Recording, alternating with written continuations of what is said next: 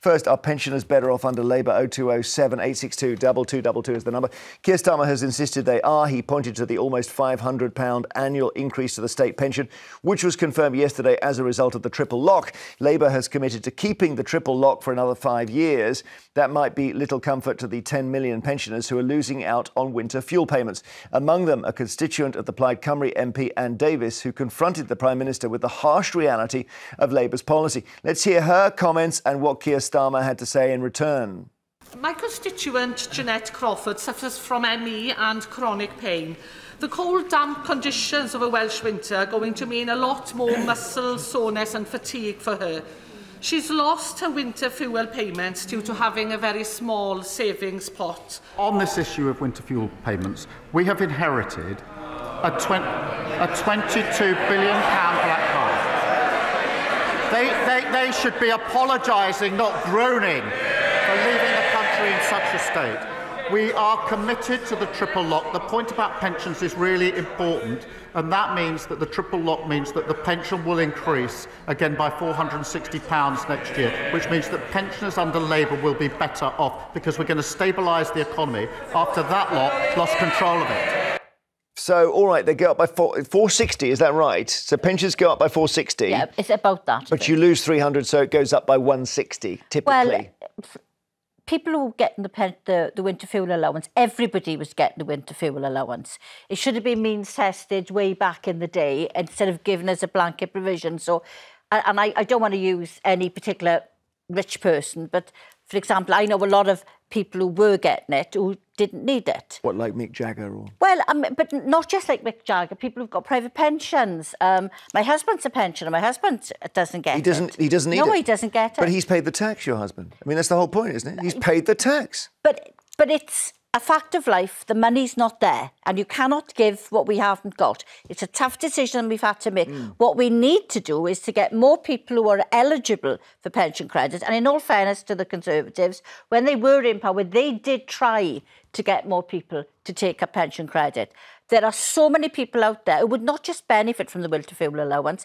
There are other aspects of the pension credit which they would benefit from. So we really have to focus on getting people who are eligible for that to actually claim it. It's about 800,000 who are eligible but don't claim, but it still leaves another 9 and a bit million who are losing this benefit. But I mean, the point that Keir Starmer makes is sound, isn't it, Guto, that you are getting an extra 460, you're losing 300, so you're ending up ahead. That is a fact, yes, and it's due to the triple lock, which was introduced by, Conservative governments. And the aim was to take this out of politics in a way, because the last thing pensioners want and deserve is to be at the heart of a nasty little partisan row year after year. So for years now, there's been no dispute about this. Every year it goes up by whichever is the highest of 3 different criteria, and that means that pensioners have been protected, while other people, frankly, have suffered during the global pandemic and all that. So I have to say, Conservatives would say, of course, officially, that it's a terrible thing to do away with the winter fuel allowance. It is going to make a lot of pensioners poorer, but you have to take some tough decisions somewhere. And you don't have to be Mick Jagger to be a pensioner who does not need working people, a policeman, married to a nurse or wherever, to be paying more tax so that you get more money that you don't need. The super rich are they're tiny in number, and they're not the example. The example is somebody who's just above even the threshold for your pension credits. But the other issue is this, and I thought you might pick up on this, that of course what we've got is this thing called fiscal drag, which is where they haven't moved the tax thresholds up. So pensioners are finding with quite a small private pension, you are getting taxed. And they really resent that. And of course, what the winter fuel allowance didn't do was push them further into the tax bracket. What the triple lock will do is cause them to lose more of their private pension to tax. Now, I know it's complicated. Funny that Keir Starmer didn't mention that, because the difference is not £160. It's actually probably, roughly speaking, you still end up worse off. Yeah, but like I said, tough decisions when you're in government and they've got to be made. And I mean, we don't want to be in this position where we stopping, or we taking more of pensioners, or we not giving pensioners what they feel are entitled to. But the money's not there. You can't do it. Okay. And you have to cut your cloth, and that's what we're doing. We're being honest about it. Yeah, no, I appreciate that. And also... And the principle, Jeremy, is need, not age. Yeah. You know, and so often we think because you reach a certain age that you deserve certain privileges or you deserve certain bans or privileges taken away from you. If you're a healthy, happy, fully functioning and indeed reasonably well-off pensioner, why should you get all kinds of benefits that somebody, you know, who's younger than you, but poorer than you don't get? There are three reasons. And the first reason is you paid the tax. That's crucial. The second reason is that means testing is elaborate and it's a crashing bore. And that's why it doesn't work. People won't fill out the forms. Why should they fill out forms to claim money that's theirs? And the third reason is actually the reason you pay the winter fuel allowance to Alan Sugar is so that he feels he's getting something for being part of this country. He feels committed to... He says, oh, that's nice. That's the reason. No, I think it was easier to give it as a blanket payment than to actually do the legwork and to establish who needed it. Well, yeah, but it is easier. It's cheaper to give it as a blanket payment, isn't it? Exactly. And now it's going to cost us. It's going to cost those who are losing it because they're not going to get it. But it's going to be a fairer system because only those who need it will get it. You don't like universal benefits. Will you attack the state pension next? So you say Guto's done well in business. This is a particular... Yeah, but hang on, why are you going to pay him a state pension when he turns 60? Because he's paid into it. This is not a benefit. State pension is different to the winter fuel allowance. This was given as a bonus, if you like, which was given as a blanket suddenly he's paid in, suddenly works now as an argument. There's another thing. The winter fuel allowance was, I think, primarily there, certainly sort of, you know, kept going because of exceptional circumstances that meant that fuel went through the roof because of war in Europe. And we've got to wean people off this infantilized situation where when it's business as usual, and we've still got war in Europe, but the cost of energy has come down, we don't just every time my bill gets higher, I look to the state to pay it. Let's go to Steve in Wiltshire. What do you think, Steve? Keir Starmer saying, look, pensioners are better off under Labour. Good morning, panel, and morning to you, Jeremy. I used to think that. I've been a Labour supporter all my life. And when that first week they attacked the pension, well, not attacked the pension, but they said they were going to take the pension, the winter fuel allowance, it took me breath away. I'm a pensioner. I'm 71. The bar is set so where it is. I don't get I will lose my winter fuel allowance this And that's year. even if you can't claim pension credit, you're not missing out. No, I can't. I went through everything. I looked at the forms. I even spoke to DWP. I gave them a ballpoint figure. I did the maths. And they said, well, it doesn't work like that. You have to go through, and there's about 250 questions. The form is so complicated. Oh, yeah. It's ridiculous. Let Carolyn can look you in the eye. Hang on, Steve. Carolyn is right here to explain. Well, I haven't got the answers to it all. But what I would say to you, Steve, I know that the form may be arduous, but there are organisations who will actually be able to help you fill in the form, and it's well worth attempting to get the benefit, because if you do qualify, there are other things that you will qualify for as well. So it's certainly worth looking into it. And you know, I for one am running a pension credit surgery in January to provide the help for pensioners to apply for it. It's Steve, it sounds like you think you won't qualify if you fill out the form. Is that right? I've already done it. Okay, and you don't qualify? I did it all, but when I spoke to DWP, I said, look, I filled the form out, but I said the ballpoint figure is this. All I wanted to know, I get this. Do I qualify? But I knew I didn't. But I was just wondering what they were going to say.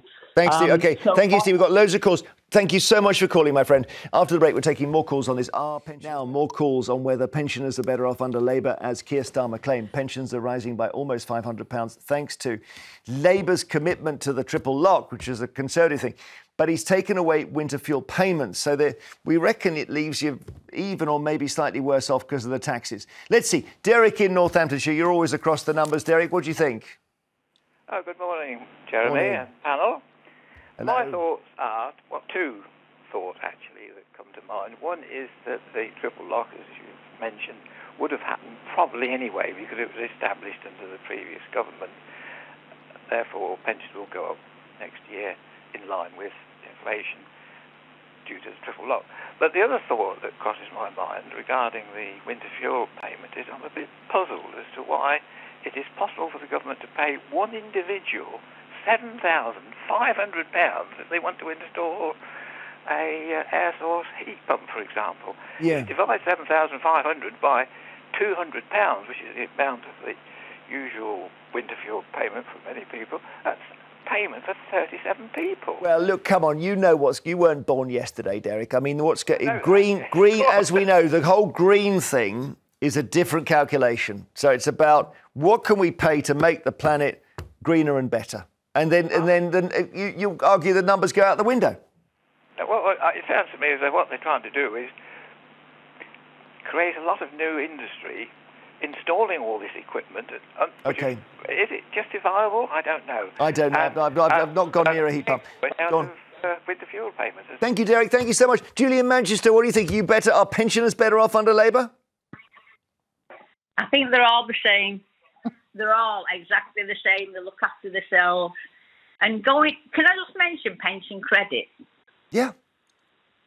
I'm sick to death of hearing pension credit. I've worked all my life. I get, and another thing, I want to know what is classed the amount of a low income. I get 884 full state pension. Yeah. I get 170 private pension because they tax me £30 on it, and I get £90 a month.